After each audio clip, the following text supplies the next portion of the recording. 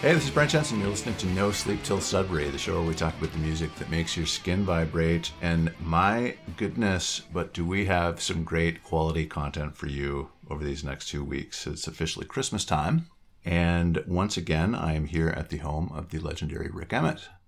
Rick. Hi, Brent. Hi, Rick. There's a little note here for me, actually, that says, "Hi, Brent." Yes. Obviously, this is not a video. It's just audio. So we should describe. You're in my basement studio, folks, and we have music stands in front of us with my microphones hanging on large boom mic stands, but we're sitting in very comfortable chairs. I might fall asleep during the course of this. I'm working from a laptop. Brent seems to, he doesn't need one, but I'm going to need one because we're very content heavy this year. I've got one over here too. We've got so much stuff that we can barely see each other. I know. It's great. Anyhow. All right. So thank you. You're welcome. For the hospitality. I always love when we do this every year. There is one thing that's different this year. It's a pretty big thing. Yeah. So we have decided to come up with a new Christmas tradition. Yes. And we're going to do something a little bit different. Do you want to? Well, the thing is, I'd exhausted all of my Christmas stuff. We had such, intense, fabulous shows in the past. That's right. That I've used up all my Christmas stuff. So then I said to you, what about if we just do curl up in front of the fire kind of, lovely songs. Mm-hmm. And you went, oh yeah, that's a pretty good idea. And then I thought, geez, he does this show, Lord knows, week in, month in, out, like whatever it is. How often do you do these? Weekly. Yeah. So, I'm thinking, all right, I wonder if he's ever actually done one where somebody said, what about you, Brent? What songs do you like? And yeah. Very rarely. Now, I think I did one episode. So we're at episode, by this time, it'll be episode probably 183, 184. Right.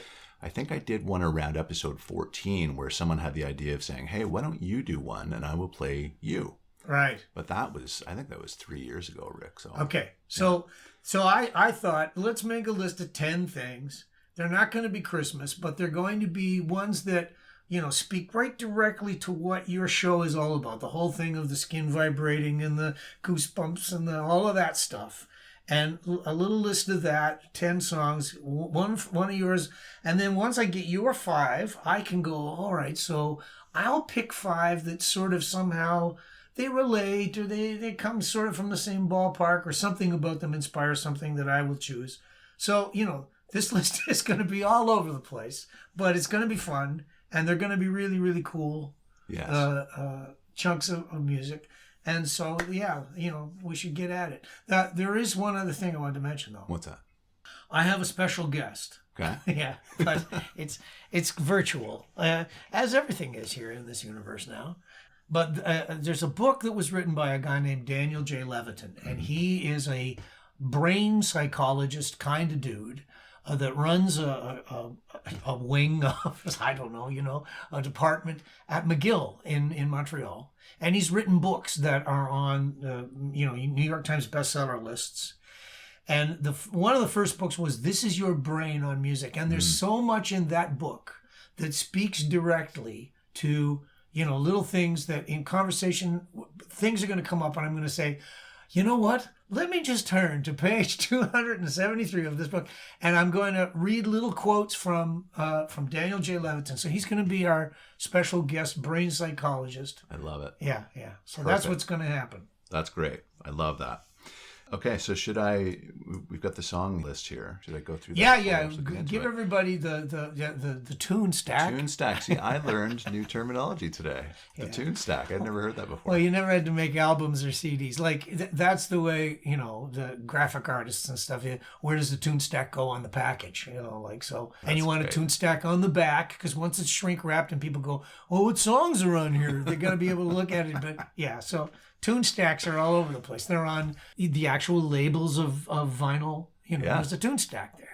Yeah. That's awesome. Yeah. Okay, so our tune stack today is, and thank you again for including me in this, because you could have taken all 10. Yeah. You gave me 5. I appreciate that. So, Handbags and Gladrags, that's one of mine. Yeah. We're going to go one for one here. Mine is Handbags, Gladrags. Yeah. The Moon is a Harsh Mistress. Yeah, I picked that one. Yeah. Yeah. Maybe I'm Amazed. That's you. God Only Knows. Yeah, that's me. To Sir with Love. That's you. Yep. That was a weird one. That's going to be good, though. That's great. Yeah. Yeah. And I Love Her. Yes, that's me. Planet Caravan. That's you. That's totally weird. That's going to be a great one, though. No, that's it a is. little bit different. We'll get into that. I'd never heard it. So that You never heard that song? Never heard that song. So that was a new one for me. Yeah. And I went, oh man, like it's surprising. We'll save it. I don't want to blow it. So Okay. yeah, Planet Caravan is 7. Alfie. Coming in at number 8. Coming in at number 8 is Alfie. Yeah, and that's an and I have so many stories about this one. This is a really, really good one. Yeah. Number 9 is Goodbye Carolina, Marcus King. Crazy. Like I'd never heard that one either. So that was a new one for me, and that blew my mind. Yeah. Especially the thing about it that blows your mind also blew mine. Oh, really? Yeah. So I did a lot of research, and yeah. Oh, I'm so excited. And then we get to number 10, and Uncle Rikky's gonna play. Uncle Rikky has a composition all his own here at number 10, Cobalt Blue. Yeah, and that's from my new stuff, the Bonfire Sessions, which is available for download off my site. And we get the commercial in early. Yeah, but it's one of the latest things that I've written, and yeah, we'll see if I can get through it without too many clams. But yeah, so that's what we got. Those are the 10. Now, shall we get Mr. Leviton into this right away early? Absolutely. To get started. Bring him in. So the first quote from the Brain book is just about sort of, this is, I think what your show is sort of about. So here's what he wrote. In a landmark study in 1999, Anne Blood, a postdoctoral fellow working with Robert Zatora at the Montreal Neurological Institute, had shown that intense musical emotion, what her subjects described as thrills and chills, was associated with brain regions thought to be involved in reward, motivation, and arousal. And here they are: the ventral striatum, the amygdala, the midbrain, and regions of the frontal cortex. Okay. And this is Mr. Leviton speaking, I was particularly interested in the ventral striatum, a structure that includes the nucleus accumbens. Wow. Because the nucleus accumbens is the center of the brain's reward system, playing an important role in pleasure and addiction. The NAC is active when gamblers win a bet or drug users take their favorite drug. It's also closely involved with the transmission of opioids in the brain through its ability to release the neurotransmitter dopamine. So essentially, you've got this thing where music does a thing where the very wide-ranging regions of the brain are all getting, hit. Yes. And they're all talking to each other, and they're all so you're firing in a lot of places, which is the same thing that happens with drug addicts and but I think sex does it, like things that make the human being go, oh, it's so great to be human.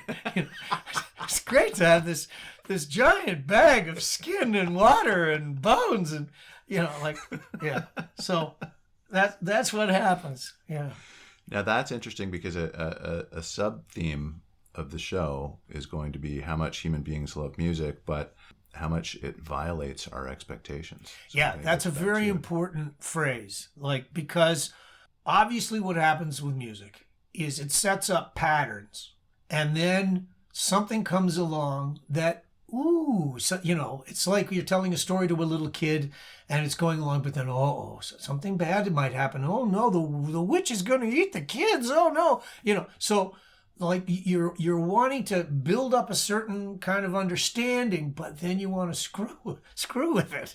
And it's the screwing with it that we like so much. We go, and some people love to get on a roller coaster and get the absolute crap scared out of them. Yes. I'm not one of those kind of people. Music is fine for me. Thank you very much. I'm not a big fan either. Yeah, you're not a roller coaster guy. But no, not at all. Yeah. You know what? It's funny, Rick, because I went to Canada's Wonderland and I tried. So for most of my childhood, I'd been averse, not interested. I don't like heights. And one day, probably about 6 or 7 years ago, I said, you know what? I'm going to go. And I went on that Top Gun Oh yeah. And I was, Oh, boy. and you can see like Major Mackenzie and all the houses from the very top. And I was just thinking, like, I had this moment of clarity going, holy shit, like, what did I do this for? Yeah. And I was terrified. And then down the, Yeah. worst. See, but some people dig that, right? Like, and some people they want to be in a jet plane that's, G-forces and all of that stuff. I don't need that. I'm fine with sort of just a little intellectual kind of a poke. I'm reading a book, and it's like, oh, that's interesting. Oh. My amygdala is aroused. Exactly. Yeah. So, but we are going to do a lot of violation of expectations with our songs. So, Yes. Shall we get started? Yes. And before that, I will note that for the record, the lyrics of these songs mean little or nothing in every case to me. So, like, for mine, yeah. Well, that's because you're a piker. If you were a real songwriter, you'd care. No, you know what? I mean, I get it. I taught songwriting for such a long time, and I know that, and I taught it in Humber College, jazz musician kind of based, pedagogy. So, you're dealing with musicians that they also lyrics. They go, yeah, whatever, and you go, no, not whatever. Your lyrics are really, really important. But I think again, this is a brain thing. Some people's brains are wired so that words and language really matter to them. And other people, they're just fine with the whole, they get the chocolate on their tongue and they go, yeah, that's great. Like they just want the sensual vibe of it. And so, I'm going to say you are a sensualist. What? That's on record now. Yeah. I do want to clarify, I'm talking about these particular songs. Yes, no, I get it. But there are lyrics that really kind of get me. Sure, if how can you possibly listen to Bob Dylan and it's got to be about the lyrics because, sensually speaking, he's not a tremendous singer. He's a stylist, and his records are rootsy. Yeah. That he sort of approaches it more from that Americana rootsy-ish kind of thing. So you're not getting a lot of production value. He doesn't like making records. Right. Literally, Dylan doesn't like it. He wants to get it over with as quickly as possible. Yeah. So that side of it is, music can do a lot of things. And so there's different ways to approach it. And so, lyrics, sometimes it's a doorway in. Yeah. And sometimes it's a big part of what's going on inside that house. But sometimes, not so much. And I get that. Yeah. So, but you picked songs that they hit your body quicker than words do. Would that be fair? Yeah, and this is almost like Handbags and we'll get into this in a second, but it's almost a mystery to me, and this was my focus in this particular list, is that the way that the music works. Yes. So the way the changes impact, my skin tingling and skin vibration, all that stuff. Yeah. So this one, you talked about, like, we'd preambled all of this. You'd sent me email and said, okay, this is why I picked these tunes. Mm-hmm. So I've got those in the script. So tell our listeners now why it was that Handbags and Gladrags is the thing that you dig. Yeah, why? This one is and this was number one. This came to me right away. Okay. So it's all about the changes in this. The lyrics mean nothing. I think it's about some older man who's telling, one of his relatives about fashion. It means nothing. And that's true. If this guy had been in my class and had handed me this lyric, I would have said, geez, his name's Mike Dabo. He was the writer, Mike Dabo. Yeah. I would have said, Mike, I think you can do better. I really do. Right. Like, this strikes me as you weren't really caring about listeners trying to follow a story. Yeah. But I'll get to that when we start talking about it. Let's go back to, so why do you like it? So the song, I've told you this before, is almost like an adversary to me. It's like a boxer that I'm getting into the ring with when I hear those first kind of introductory notes. And like I know that I'm going to take an emotional beating, potentially, when I listen to it. The verses kind of set me up, a little bit of rope-a-dope, it kind of gets me ready. And then I think it's the E minor chord that comes in. Yeah. In the pre-chorus. Let me just look at it. I got a chart in front of me. Yeah, you're actually thinking of it in a different key, if you call that an E minor. Because that's actually an F sharp minor. Yeah. So that's okay. That's cool. Like, I'm just up a tone from where you're at. And when I was doing the research on this, Rod Stewart was the guy that originally cut it. And he's got a kind of a high voice and it's in high keys. But the Stereophonics were the ones that did it later, 2001. Yes. And it became even a little bit more of a hit. And they did it even in higher key. But the thing that made the song actually sort of break out pop culture-wise was because the English version of the TV show The Office... How do I get rid of these? Rick Emmett's phone is going off. Oh, dear. I gotta get rid of that stuff. I gotta turn my phone off. Okay, you can edit that out.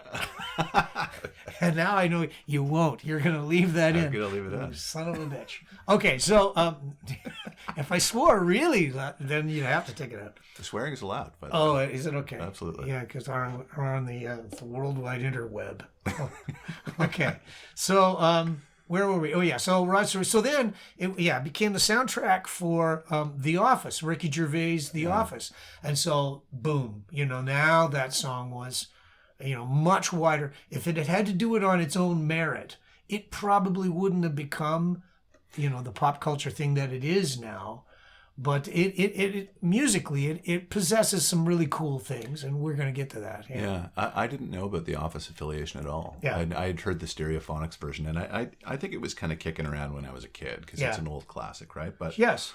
Those chords just progress, and it's like I made the boxing analogy. It's like it just sets me up for that chorus coming in and just knocking me right out. It literally lifts, and then bang. Yeah.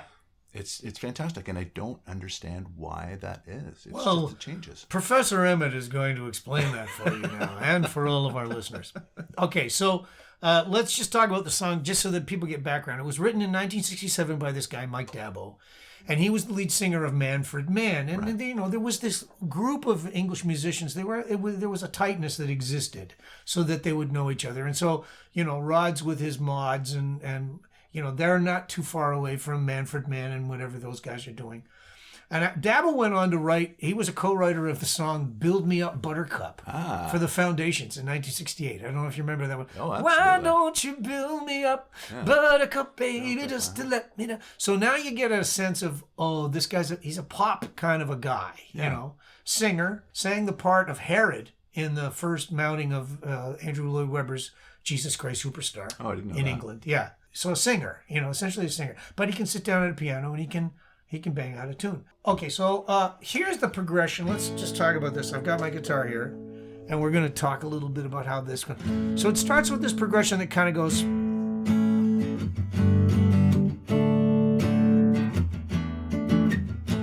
So that would be the intro.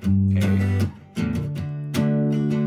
And the verse is like... You ever seen a blind man cross the road, trying to reach the other side? And then that's going to repeat. You ever seen a young girl growing old, trying to make herself a bride? So you've had this like 4 times. Yep. Same chord progression, same 4 chords looping, right? But now your body's going... Something's got to happen now. It can't possibly keep, because those chords don't suggest, I'm just going to keep playing them forever. That will be too boring. Yes. Right? Okay. Now I'm going to go on a tangent just for a second. The lyrics are awful. Like, he starts off, ever seen a blind man cross the road trying to reach the other side? Okay, is this song going to be about a blind man? No. Is it going to be about trying to cross the road? No, it's not. So then the next line was, ever seen a young girl growing old? Trying to make herself a bride. And I go, okay, well, I mean, it's 2020, so that's sexist. That's bad. Like, trying to make yourself a bride. That's not going to necessarily be self-realization to get married. Heavens, that's terrible. But he's really only written it so that it rhymes. He's getting an assonance rhyme between road and old, and side and bride is a perfect rhyme. But he's mirrored the 2 lines. Ever seen this? Trying to do this. Ever seen this? Trying to do this. So that's not bad. That's an okay thing. And I used to tell my songwriting students, don't screw with your listener. Be fair. Yeah.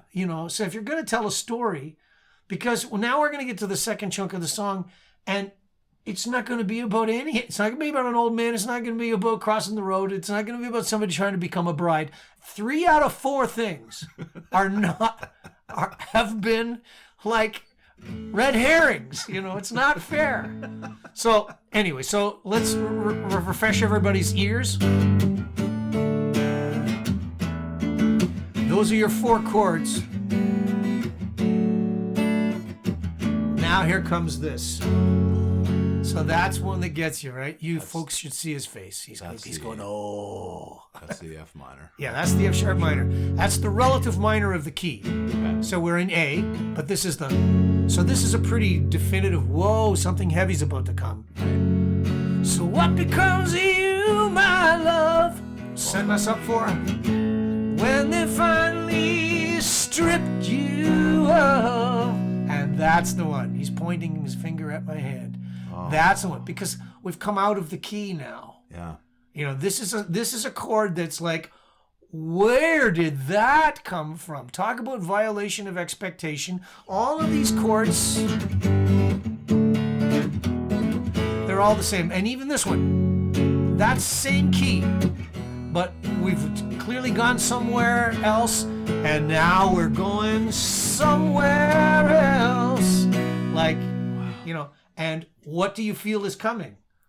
I'm asking you, what do you feel is coming? The payoff, the chorus. Yes. And that's a tee up for the payoff, which is the chorus. The hook line's going to come down. Handbags and the Gladrags that your poor old granddad had to sweat to buy you. And now we're back to the loop again. Right? So it's a really nice tee up of the chorus and the hook. Yeah. That's why it works so great. That the B chord that comes before, it's a 2, it could be a dominant 7 even if you want, which is actually, in the normal key, that would be a minor chord. You have, like, if you harmonized a scale, there would be a B minor, but because it's going, what is that? What is it? Where are we going?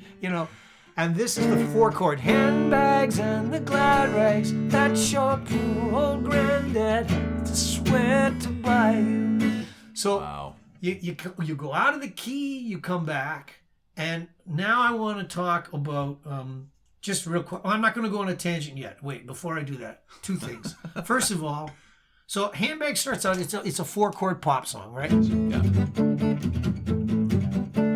It's got those 4 chords, right? And it's 2 chords per bar. That's the other thing. There's a chord, 3, 4, 1, 2, 3, 4. So you've kind of set up this rhythm. But then when the second part comes, So there's an urgency added there.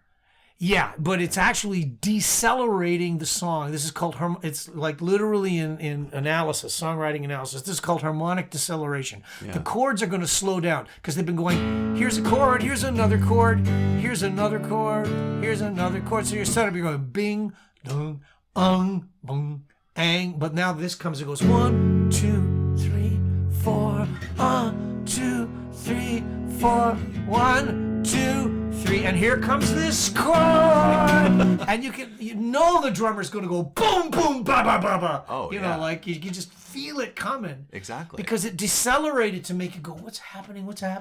That's where the urgency for me comes from, because it's almost cautionary. It's like, look out, look out. It's very dramatic. It's coming. That's right. It's very dramatic. And, I would tell songwriters all the time, think about on a stage and you do lighting. Like it's like lighting. You're trying to create the mood, create the focus, and then boom, the spotlight comes on, the murderer with his knife, about to stick it in the guy's back. Like whatever your payoff is going to be, you're trying to tee it up. Yes. And songs do that, and this one in particular.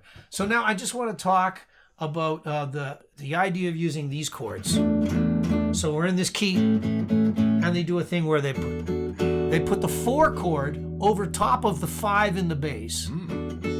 So it's a kind of a poppy thing. The guys like David Foster love chords like this. Barry Manilow uses these a lot. Like they're very poppy.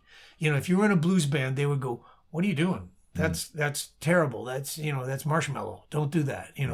Like just use the real chords. But slash chords they're going to play a big part in today's lesson. Okay. Or this week's and next week's lessons. Okay, so now let me just go to the brain guy just for a second here, again, to Leviton, because he's got something where he talks about that B major chord that one we talked about that sets up the payoff. Yeah. So when you're listening to music, it can cause a cascade of brain regions to become activated in a particular order. First, your auditory cortex for the initial processing of the components of the sound, and then the frontal regions, so previously identified as being involved in processing musical structure and expectations. So finally, there's a network of regions, the mesolimbic system, involved in arousal, pleasure, transmission of opioids, production of dopamine. We talked about this, that nucleus accumbens stuff. And the cerebellum and the basal ganglia, they're active throughout, presumably supporting the processing of rhythm and meter. Now, what we're talking about is how are we setting up reward? This thing comes in through your ear, goes through all these things in your brain, and then it's going to eventually get to a place where it goes pow, when you get this kind of thing. So far more than language, music taps into primitive brain structures involved with motivation, reward, and emotion. Whether it's the first few hits of a cowbell on a honky-tonk woman, or whether it's the first few notes of Scheherazade, computational systems in the brain synchronize neural oscillators with the pulse of the music. So you're sort of sucked in by the groove, and then it unfolds. The brain constantly updates its estimates of when new beats will occur and takes satisfaction in matching a mental beat with a real in the world one. Really? Okay, so you're going, this is what I expect, this is what I expect, and I get satisfaction from this. And then it takes delight when a skillful musician violates that expectation in an interesting way, a sort of a musical joke that we're all in on. So, you don't find it in the same way that you found you're up on the top of the roller coaster ride and you're going, oh, shit, I should not have done this to me. There's no pleasure anymore. Right? You can go too far for this. Yes. But music is a thing where it very rarely does that. Music is often, especially pop music, it's going to be one where you're going, oh, this is cool, I'm feeling the beat, it's groovy, and then something comes along and you go, oh, I didn't expect that, but that's so good. Yeah. Oh, didn't that make me feel just tingly? It's like a discovery. Yes. Yeah. But you're in on it. Yes. And this is an important thing because we're going to get into this later. You're listening to the music. The musician is building up trust and stuff. That's, you're into the song and you're liking the song, you're digging the song. And then the song takes a turn that you go, ooh, I did not expect that, but I like what she's doing. Yeah. Or he, depending. I don't want to sound like I'm... Okay, so now I got to go off on a tangent here on you, just because I got to explain certain things about all songs in general. And this is, I know, taking up a lot of time at the beginning of our show, but this sets up, the rest of the 2 hours of stuff we're going to do. Okay, so first of all, you've heard the expression 3 chords and the truth. Oh, yeah. Yeah, and I think most of your listeners probably have too. And there was a guy named Harlan Howard, and he was a Nashville songwriter, and he kind of coined that. Mm-hmm. And there's actually even been songs written now that are called three chords of the truth, Mm-hmm. But it's essentially this thing it's like a cyclic trope that exists, where in culture, people will be going, music's getting too complex and it's getting too fruitcakey, and let's get back to reality here. Let's get back to something that's real and true. So then punk music comes along and kicks the crap out of everything else. Yeah. Or people decide, no, I'm getting right back to the authentic roots. I want I'm only going to listen to Woody Guthrie. Now Woody Guthrie, he's got a thing where I'm going to read a quote of his. It says, anybody playing more than 2 chords is just showing off. I love that. Yeah. So but there is that. It's like the whole cyclic thing is like it's unreal if it starts to get too fruitcakey. But then slowly what starts to happen is no, it's got to have some intellectual, emotional kinds of challenges to it. It's got to have the violation of the expectation has got to be there, else it's not good. Mm-hmm. So I call it a trope because it goes in a cycle. It might take 10 years, might take 12 years, whatever. But eventually somebody comes and says, no, we gotta simple it up. So that's 3 chords. And of course, 3 chords is like this kind of stuff.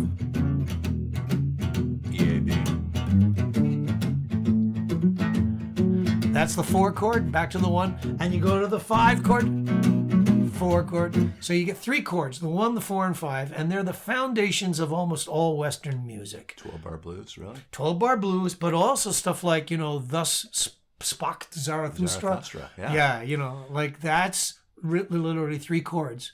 Bum bum bum dee da. That's interesting. Bum boom bum 1 5 1 5 1 5 1 5 1 5. Bum bum bum, and then it's gonna get really big and it's gonna go na na. And that's the 4 chord.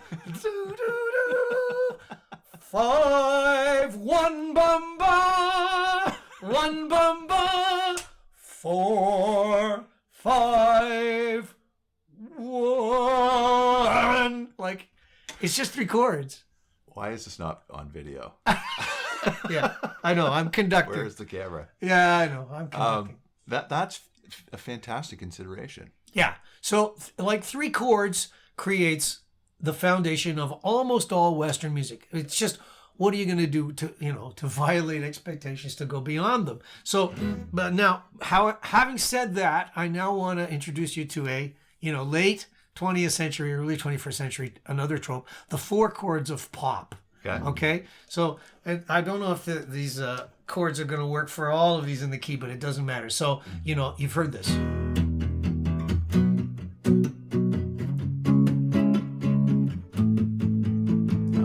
Don't stop believing. Yeah. Hold on to that feeling. Okay, but when I find myself in times of trouble, Mother Mary comes to me.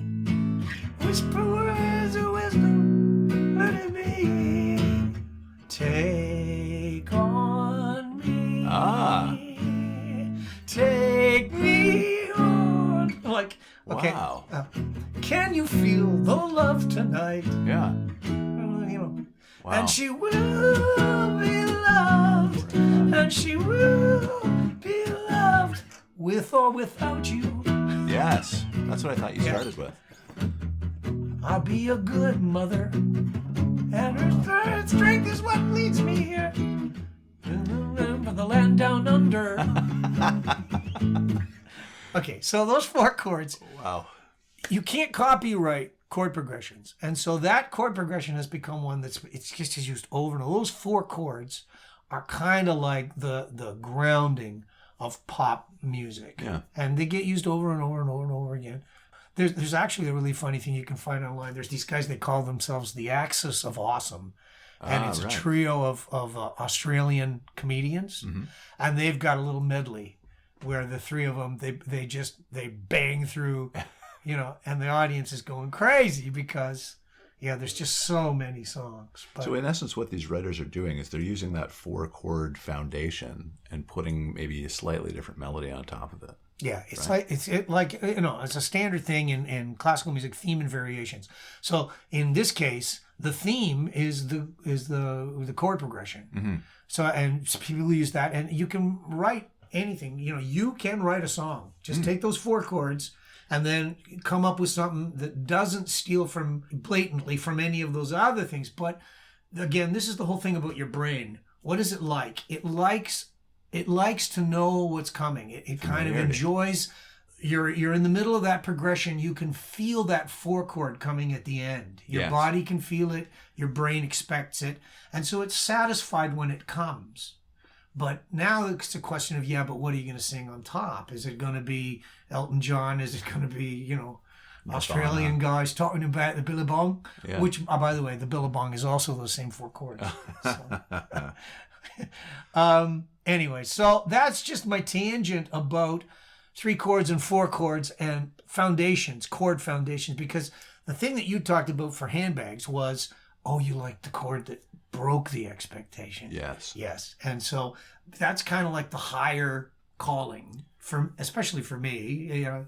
I kind of like songs that they don't satisfy harmonic, easy expectations. I'm not really a 3-chord blues guy. I can be, and I have been. I've recorded some tunes and written some stuff that's like that. But generally, I like it when it's a little more sophisticated.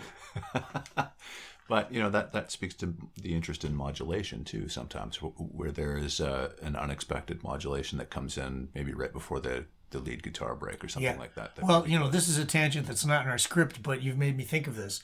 There are actually, there's different types of modulations, and a couple are a prepared modulation and one that's an unprepared modulation. An unprepared modulation is literally songs going along and all of a sudden, bang, it just goes to the new key. I love that. That's unprepared, yeah. But sometimes let's say you're in a key, like we'll use the same one that I was in. And if I went,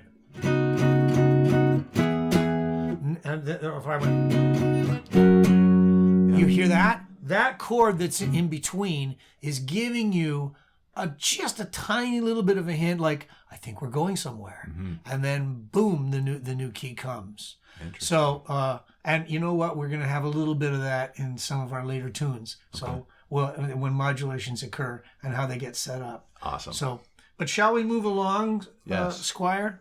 So we are on song number 2. Yeah, well, why don't you tell the people what my title is for this chapter? Okay, so there's a title for every one of these, which I love. So it's Surrendering to the Music, Trust, Vulnerability, and Transcendence. Yes. So this is heavy duty, is it not? It really is.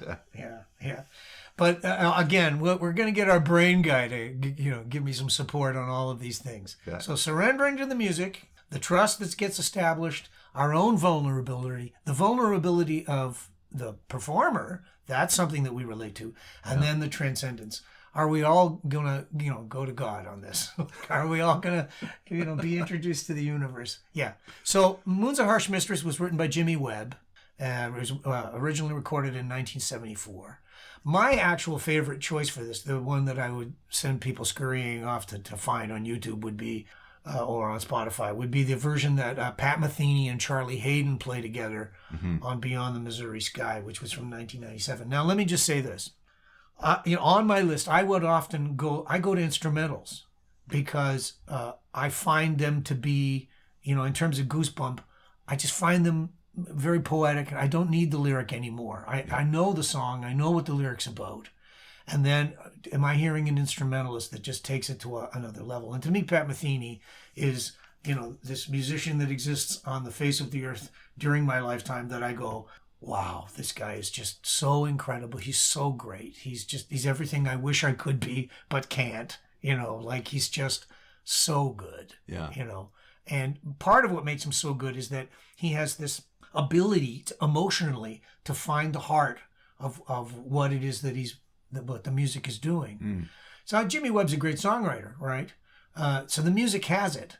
The lyric helps in Jimmy's case, not like your Gladrags Handbags guy, The lyric in this case helps. So when Jimmy first put this out, I should say this. The title, The Moon's a Harsh Mistress, there's actually a Robert Heinlein science fiction book or story. I think it's a book that has this title. Okay. But Jimmy wanted to use it as a title for a song. So Jimmy Webb, being the kind of guy that he is, he actually called up Heinlein's lawyers and said, "Is it okay? Can I use it?" And they went, "Yeah, sure, you can use it." You don't have to do that. Like, you don't need the permission of somebody. Like a song title can be. You can write another one with the same title. You can write a book that has the same title. You can write a poem. You're allowed. Yeah, copyright doesn't extend that far. You can't copy a character that's in a book. You can't copy the sentences that are in a book, without permission. But you can copy the title of it. So, anyways, yeah, you got a question? No, I was just going to say. So I'm thinking about, you got me thinking about fair use. It's a very blurry parameter, I think. How much can you use? How much can you not use? So say, and in what context? Yes. Right. If I'm doing a podcast, can I use, how much of a Triumph song can I use? Can I use 100% of it? Can I use 15 seconds of it? Well, first of all, because the way the law reads is your podcast educational? Or are you trying to make money with your podcast? Are you trying to make a bigger career for yourself? Is this something where there's a commercial exploitation that's going on? Right. In which case, if you're using something and it is for commercial exploitation, sorry, you got to pay. Yeah. So an example would be you're shopping at the mall, you go into the shoe store, and they've got music playing. And if they've got a radio station playing, that's fine, because the radio station is paying for using that music. Yes. So you're allowed to play the radio. But if the guy's made his own playlist, because he goes, you know what, my store, my store is a little hipper and cooler, so I want to have a hipper and cooler playlist. I want my own playlist.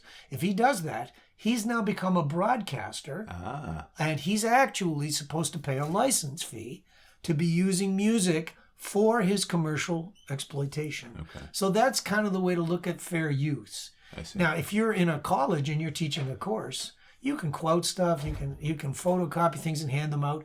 You're trying to educate. Yeah. You're not trying to exploit the music in order to make money by using the music to, there's lines, like you can't photocopy more than, a few pages kind of thing. Yeah. You can't copy a whole book and say, yeah, we've got photocopies of that book available in the bookstore. Like, that's illegal. So I would submit that my show is certainly educational when you are a guest, Rick. Well, don't you know it?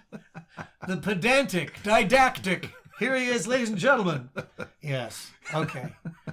Well, let's get back to educating people about this tune. So, Harsh Mistress. It was recorded by Joe Cocker, Joan Collins, Linda Ronstadt, Joan Baez, Glenn Campbell. Great version by Glenn Campbell, by the way, online. If you can find the one where he plays with the orchestra. Did you know that he could play lead guitar like he can? Oh, yeah. I didn't know that. Glenn Campbell played on Beach Boys shreds. records, and Glenn Campbell was one of the Wrecking Crew guys. Oh, I didn't know that. He was one of the guitar players. Yeah, there was about 4 or 5 of them. Yeah.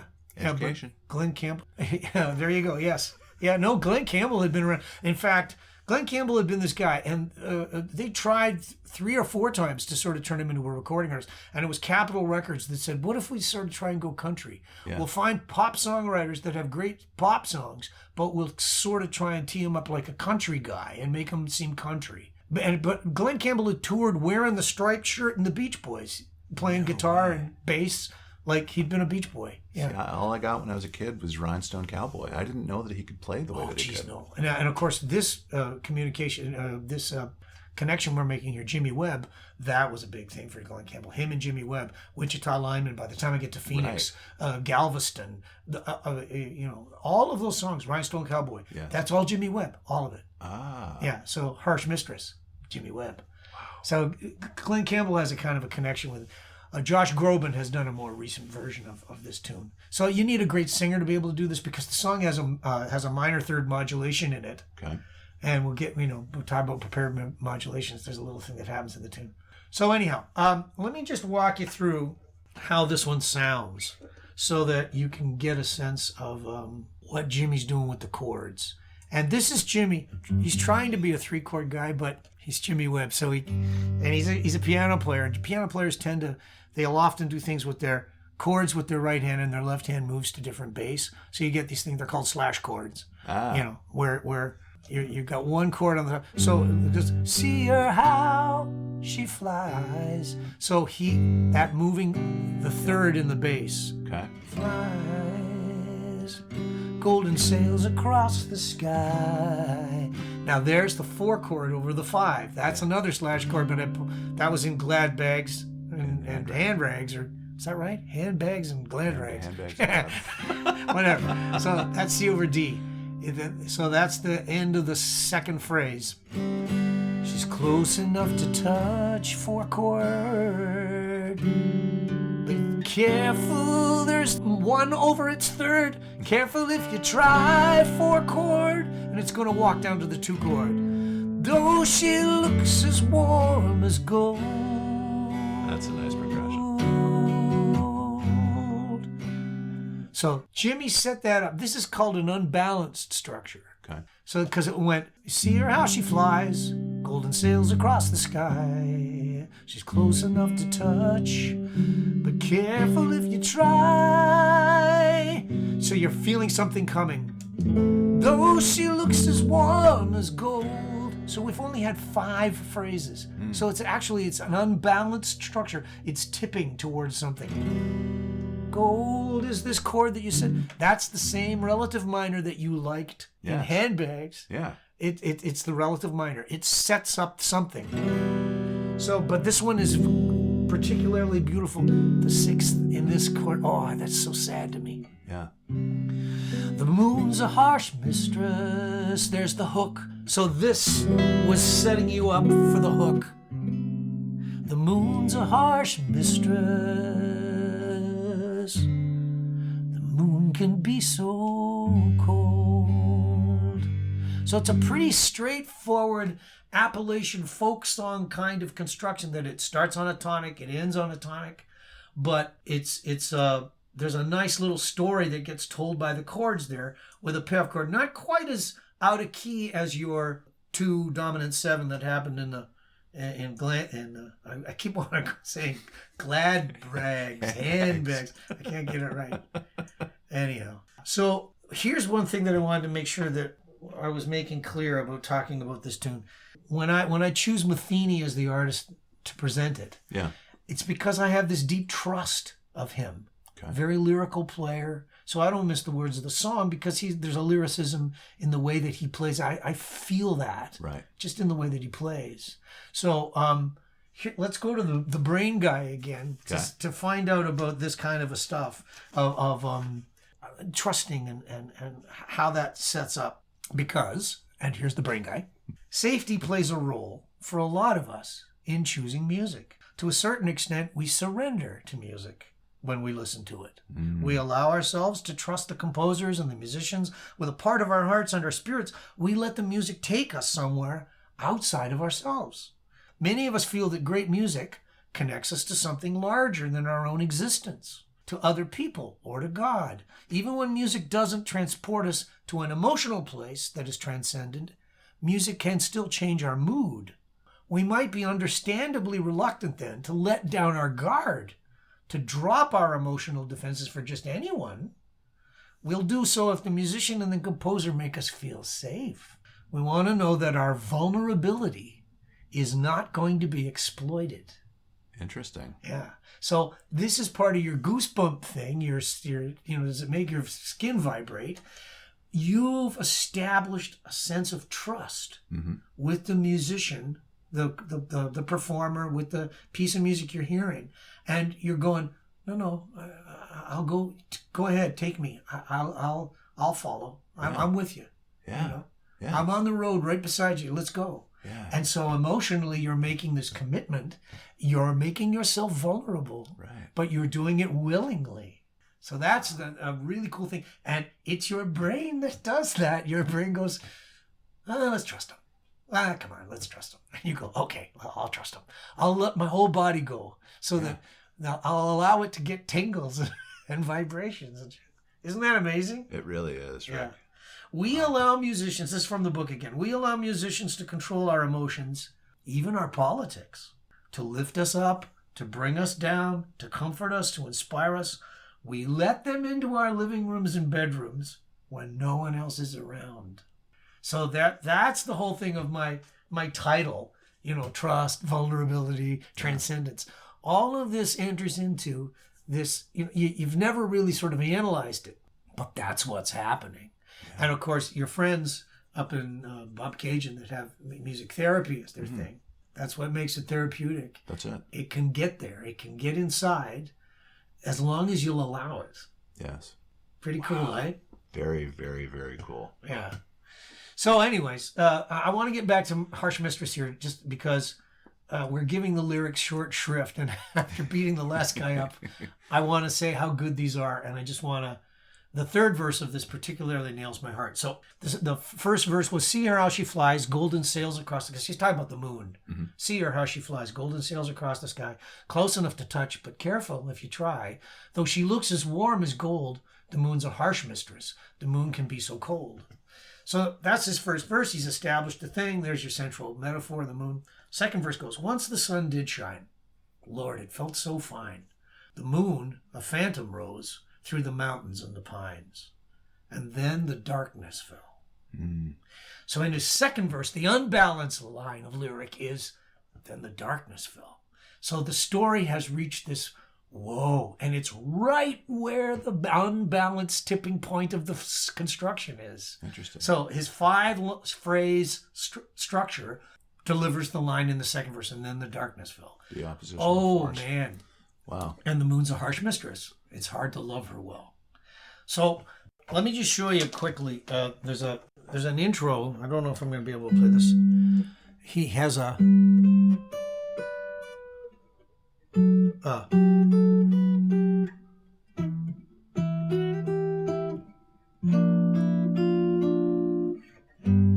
That's the little melodic intro that's in this tune. Okay.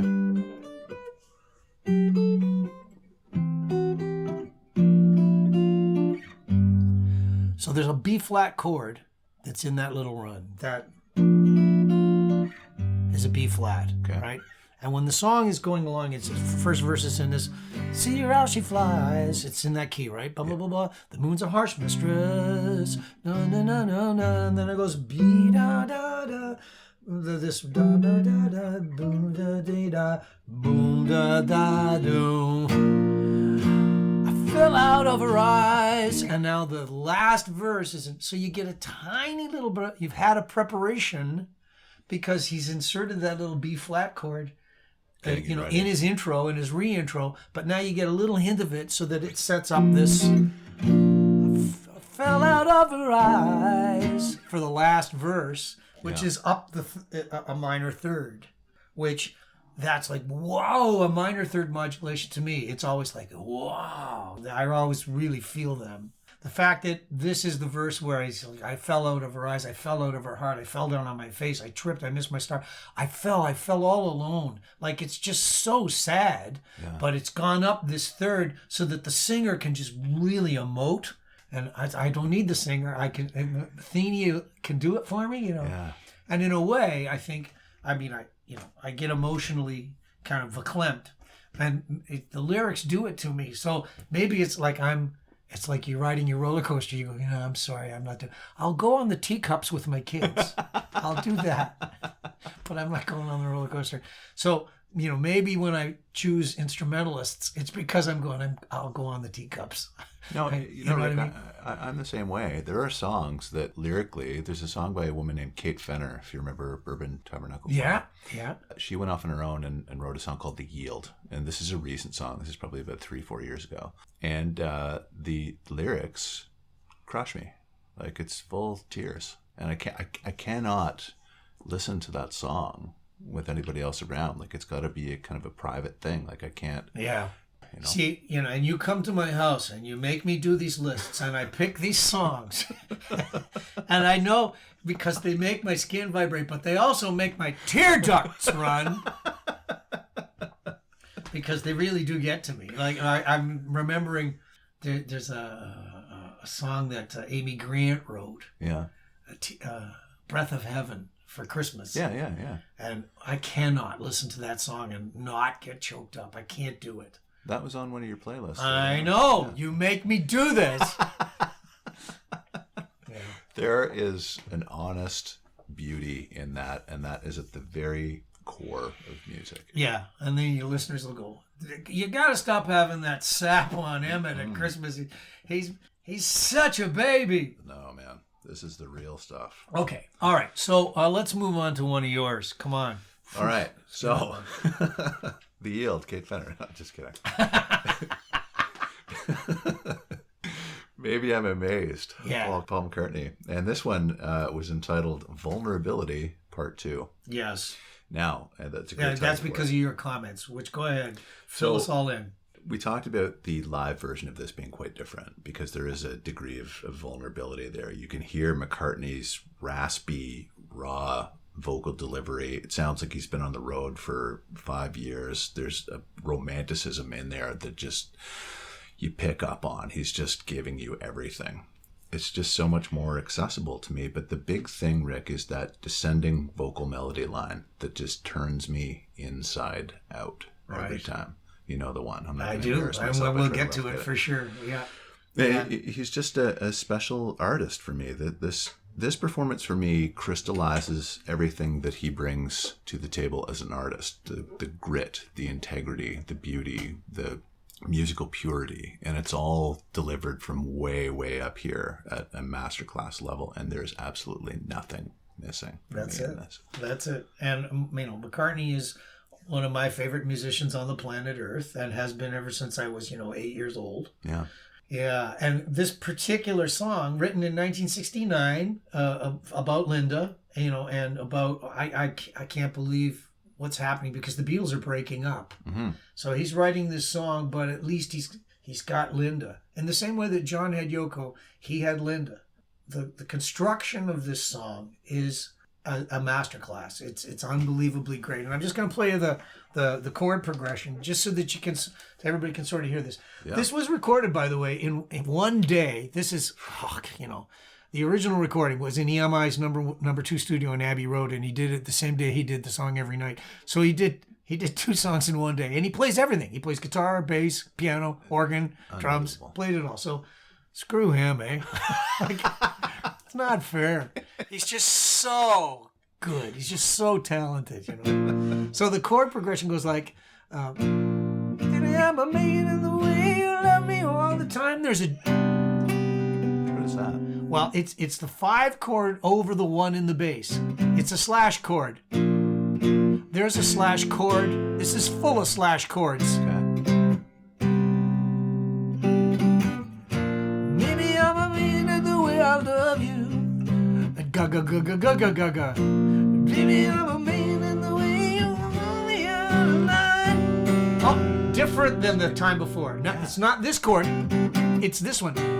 So the bass is down 1. He's a bass player, right? So he understands things from the bottom up, right?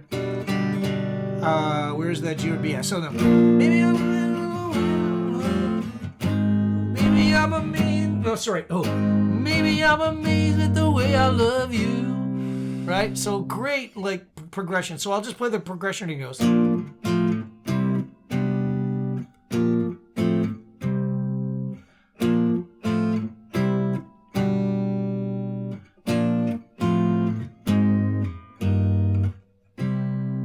that great? It's incredible. It's because of his left hand in the piano making those little tiny adjustments to what's happening at the bottom. Now you get your unprepared modulation. Yes. Maybe I'm a man, maybe I'm a lonely man who's in the middle of something that he doesn't really understand. The slash chord.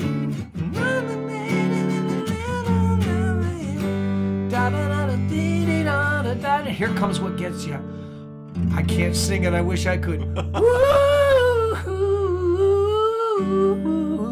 You just did. Well, badly, horribly badly. But I mean, imagine that.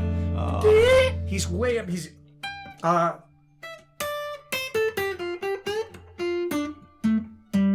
That's what he's. That's those are the notes. So it's over this like a D minor. Yeah. Like all the way down the blues scale with these crazy chords. And this is a 2/5, which is leading you back. You'd think the next chord is going to be a D. Okay. Right? You hear this? Yeah. And this. And you think this. But that's not. He goes this, then this, then he goes.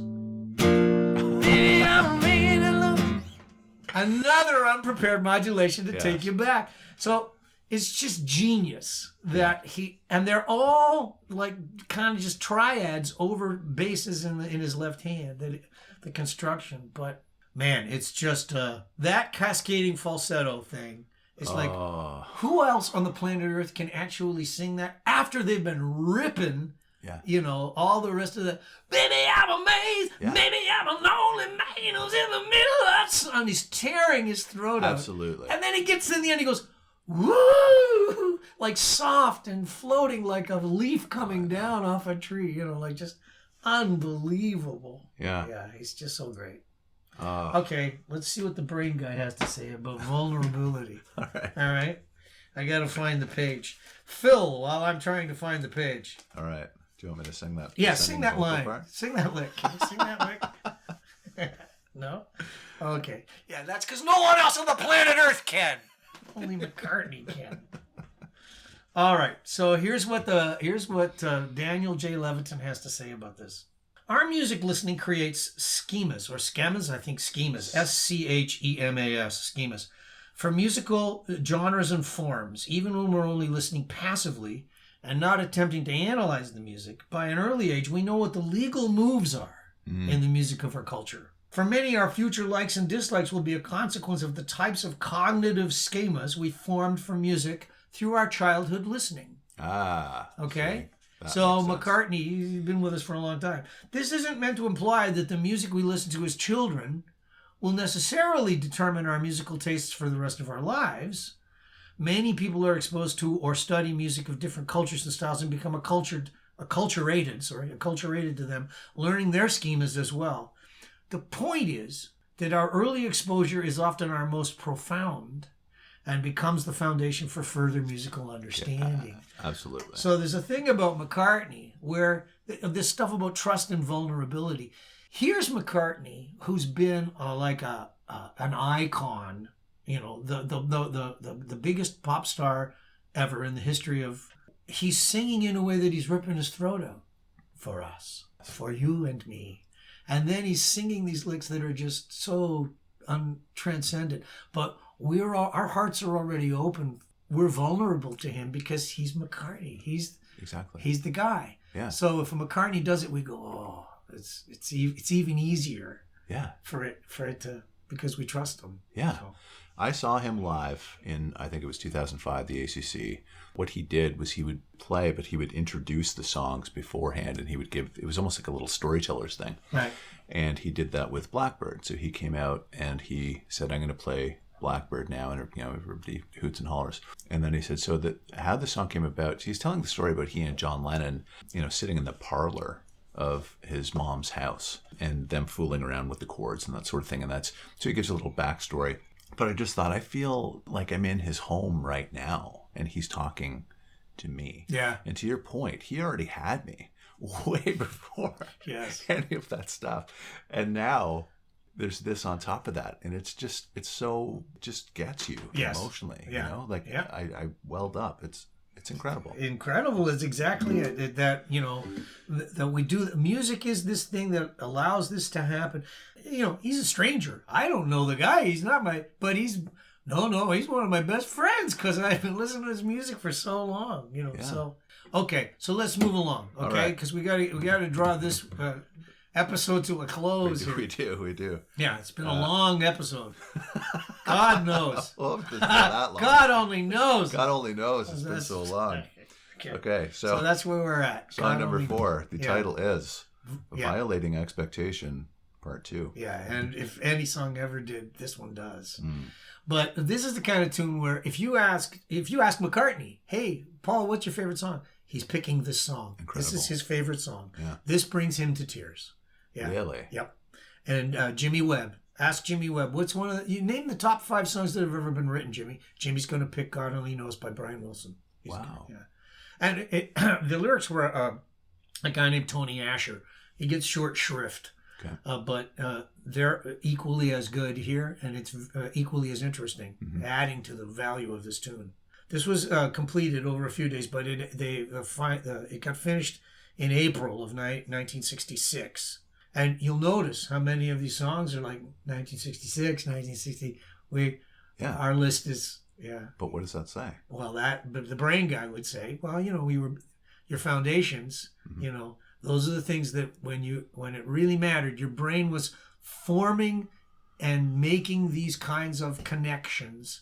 They're called cascades too. Like something goes in your ear and then it goes through different regions of your brain. It creates a brain cascade. Really? And the cascade is the thing that it evolves into the goosebumps and the vibrations and the tingles. So let's just think about this tune for a second, okay? Okay. 23 musicians on the session. Wow. Yeah. They did 20 takes. And here's the background of what had occurred. Brian Wilson had heard the Beatles' Rubber Soul album. Yes. And he went, oh, This is genius songwriting. This is like so good. I have to write songs that can beat this. And part of it was they were both on Capitol Records. They both shared the same publicist. Okay. So they could get acetates of the other guy's stuff before it had reached the public. Oh, I and didn't know that. McCartney and Wilson had this kind of thing like, no, what are the Beach Boys doing? I want to know. And Brian Wilson's going, well, what's McCartney up to? I want to know. Really? What are the Beatles doing? Yeah, Wilson hears Rubber Soul and he wants Pet Sounds, the album they're working on. It's gotta better it. It's gotta be better. And then McCartney goes back to the Beatles after hearing Pet Sounds and he goes, okay, Sgt. Pepper, we gotta up the ante. Wow. Like there was this friendly competition going on between these two guys, right? Part of the reason I picked this song is because I knew it was McCartney's favorite, and it's so good to come after a McCartney. Exactly, yeah. Yeah. The song was very controversial because it had God in the title. That had never been done for except for God Bless America with, Kate Smith or whoever. Yeah. So God had never been in the title of the song, which was like, are we going to do this? And the Beach Boys go, yeah, we can do this. We're big enough that we'll take on the industry. We're going to try and do this. Now, Brian Wilson has said he was reaching for something eternal. Like it's a love song, so he's going to reach for something eternal. And in fact, the song itself ends with something that's called a perpetual round. So like Frere Jacques, dormez-vous, like it's a round. Okay. So you can delay someone and start the thing, and it can loop over itself. Oh, I see. So it's a perpetual round that he knew he wanted to have that at the end. And when we get to that at the end, Brian Wilson is singing both the low part and the high part, and he probably doubled them. Yeah. But there's a guy singing in the middle, a guy named Bruce Johnston, and he sings the line that's like the dagger that gets me. Yeah, and I'll illustrate that for you. Okay. So the round part of it goes like, God only knows what I'd be without you. God only knows what I'd be. And then there's somebody that goes, God only knows. Right. And it's just that he hits this note, which is the major third of the chord that's turning. Yeah. So it's just like, God only knows what I'd be without you. God only knows what I'd be. God only knows. God only knows what I'd be. And it's just this velvety, it's like butter on hot toast. It's this melting, lovely piece of glue that's in there. Yeah. So, and of course, if you think of it in terms of being a perpetual round, like, oh no, I'm reaching for something eternal here. You go, are you kidding me? So I sang this at one of my daughter's weddings. That's right. Yeah. And how's this? That for you? How's this for a very first line of lyric in a love song? I may not always love you. I go, are you sure this is the song you want? But the lyricist, Asher, he has said, I would have fought to the death for that. I did not want to change that line. Really? Because I wanted this song to have that kind of a thing. Let me just walk you through this here so that you can hear how this chord progression goes. Please. Past maybe I'm amazed, and here we go. God only knows. I may not always love you. A B minor 6. Not a very usual chord. But as long as there are stars above you. Is that a jazz chord, the B minor 6? It's, it is, yes, kind of. Yeah. It's like an E9 over a B.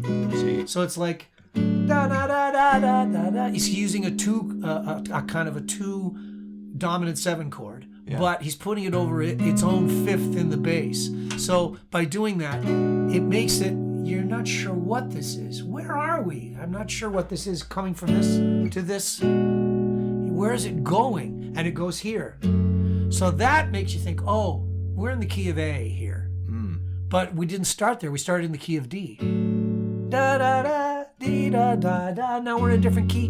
Da da da da, dee da da da. Now we've got a B7 over A. Where is this going? And it goes to here. Da. We're up a tone from the first line. So the first line was here. Da da da da da da da. Now we're in the second one. I'll make you. You never need to doubt it. A diminished 7 chord, which is very classical, extremely classical. And, let's hear what happened in the bass. It went from here to here. Wow. And McCartney's going, I never wrote a chord progression like that. McCartney's going, this guy's a genius. This is crazy genius. I'll make you so sure about it. Oh man, is that ever good? So the bass line went boom, boom, boom. That's what the bass line did. Like if I play that for you, you'd say, that's not from that song. No, it's not. And you go, yes, it is.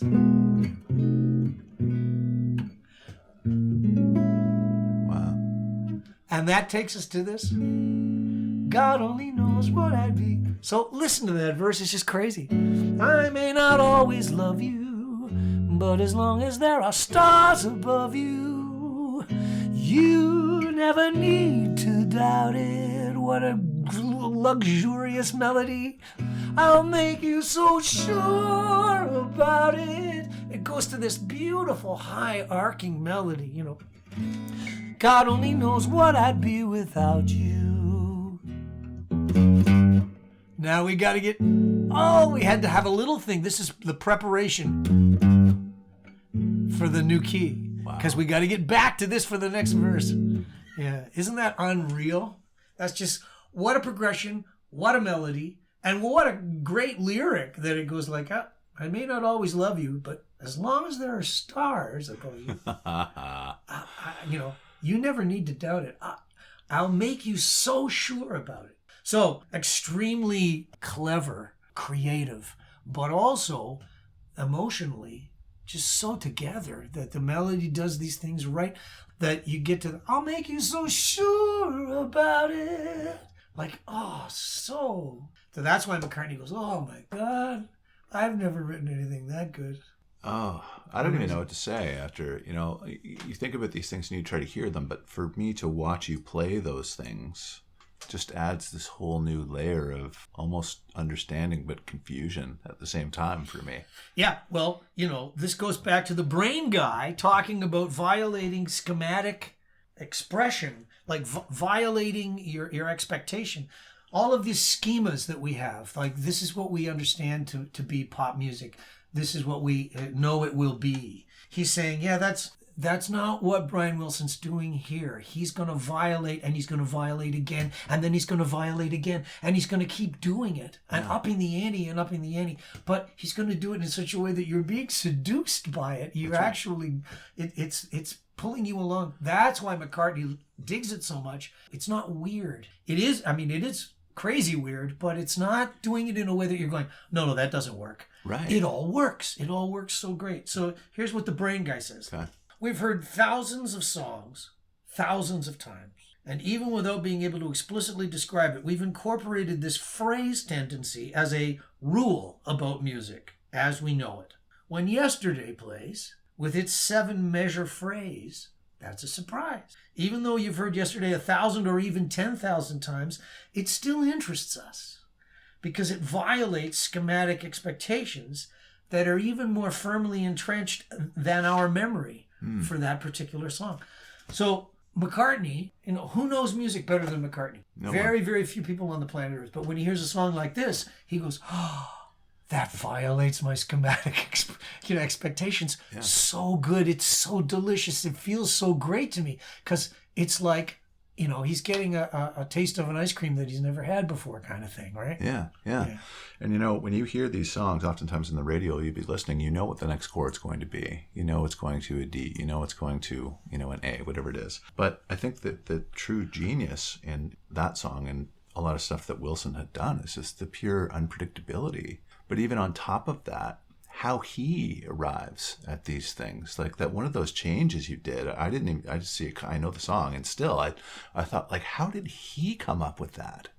Yes. It's not even in the realm of predictability. I can only guess, right? And I think when it comes to Brian Wilson, even trained psychotherapists go, yeah, I'm sorry, I can only guess. Yeah.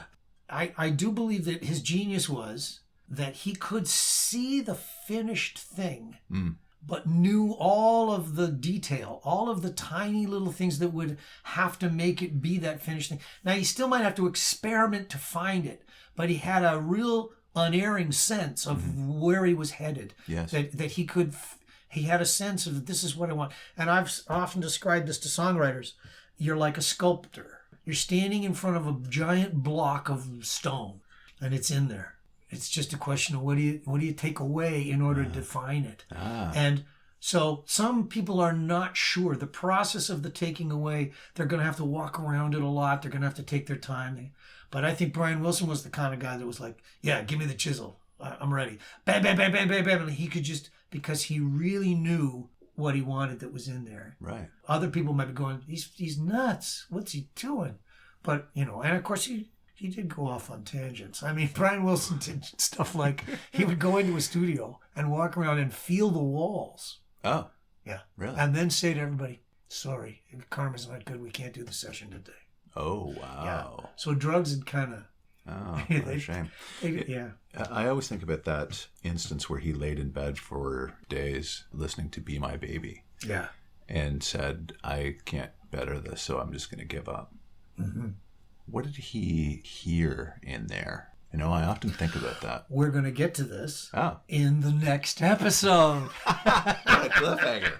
You've done this before. We're going to get to this because there is more than just like when you and I sit here and we talk, and I'm sort of becoming very nuts and bolts about stuff. I'm going, this chord, this melody, blah, blah, blah, this bass line. And that's all well and good. But there's other things that play into whether or not your brain digs it. It's not just a question of the nuts and bolts. There's other stuff. And so, Stay tuned. Stay tuned. Well done. Okay, that concludes episode 1 of our Christmas episode here at Rick Emmett's house. So we're gonna take a little break, and next week there's a sandwich with your name on it up in the fridge. Ah, brilliant! Yeah, I love that. So, thank you. It's break time. All right, break time. So Brent Jensen, Rick Emmett, No Sleep Till Sudbury. See you next time, folks. Take good care.